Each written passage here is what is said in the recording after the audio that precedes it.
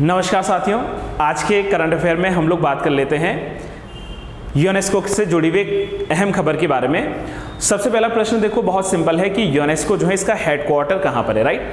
तो आप सब इस बात से भली भांति परिचित होंगे कि यूनेस्को का जो हेडक्वार्टर है वो है आपका पेरिस यानी कि फ्रांस में।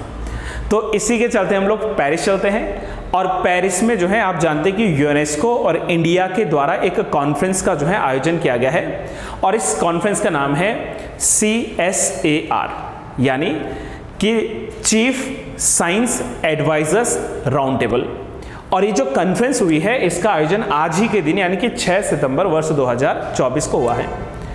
देखो, अगर इसके ऑब्जेक्टिव की बात करें तो जैसा कि इसके नाम में ही लिखा हुआ है, that is chief science advisers round table. तो ये कहीं ना कहीं विज्ञान, ये जो प्रौद्योगिकी है इसके विस्तार के लिए, इसके विकास के लिए होने वाला एक सम्मेलन है।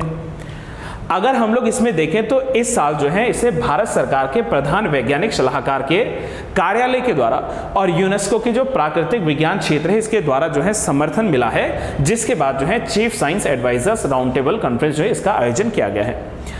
रही बात इस बार के इस कॉन्फ्रेंस का थीम क्या रहा है, यानी कि विषय क्या रहा है, तो थीम इसका है इस बार का फोस्टरिंग ओपन साइंस, यानी कि जो खुला विज्ञान है उसको जो है और ज्यादा बढ़ावा देना और ज्यादा विस्तार करना है। Bridging knowledge asymmetry and building science advice capacity globally.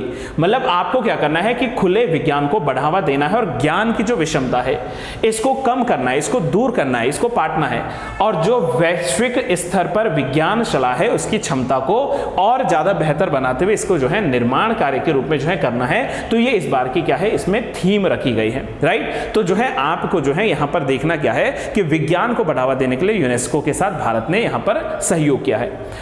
अब इस कॉन्फ्रेंस में जो है जो दो प्रमुख हस्तियां यहां पर शामिल हुई हैं उसमें पहला नाम आता है अजय कुमार सूद जी का, जो कि भारत के प्रधान वैज्ञानिक सलाहकार हैं, यानी कि जो है चीफ साइंटिफिक जो है एडवाइजर के रूप में या साइंस एडवाइजर के रूप में हम लोग इनको जान सकते हैं।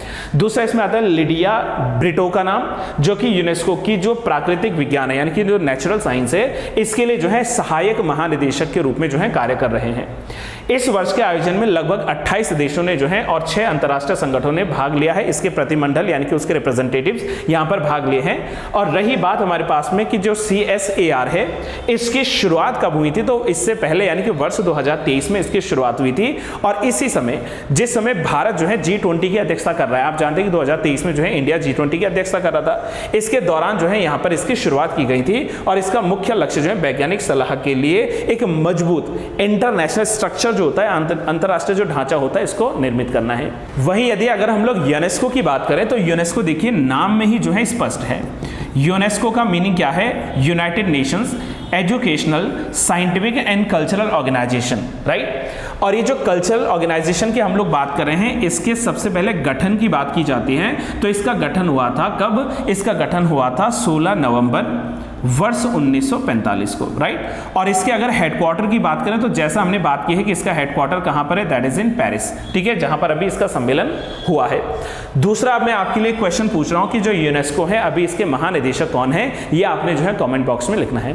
तो इसी प्रकार के जीके शॉर्ट्स को समझने के लिए, इसी प्रकार की जो है करंट कंटेंट को जानने के लिए आप लोग चैनल से जरूर जुड़िए।